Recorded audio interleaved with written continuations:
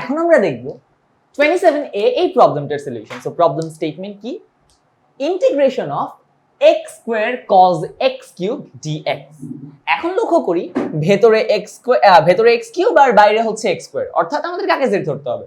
Of course x cube কে করে এটাকে differentiate করলে হবে 3x স্কয়ার। আমরা z ধরব x কিউব কে, তাহলে dz হবে 3x স্কয়ার dx। বাট 3 যেহেতু নাই, আমরা জোর করে 3 নিয়ে আসব।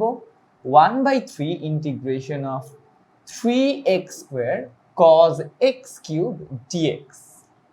তার মানে আমরা এখন এটাকে z দিয়ে রিপ্লেস করে লিখতে পারি 1/3 integration of 3x square dx। এটা হয়ে যায় dz আর x কিউব হয়ে যায় z, তার মানে cos z dz, which means আমাদের আনসারটা হচ্ছে cos কে ইন্টিগ্রেশন করলে হয় sin z প্লাস c, এবং z এর ভ্যালু যদি এখন আমরা বসাই তাহলে থাকে 1/3 sin x cube plus c, and এটাই হচ্ছে আমাদের এই প্রবলেমের সলিউশন।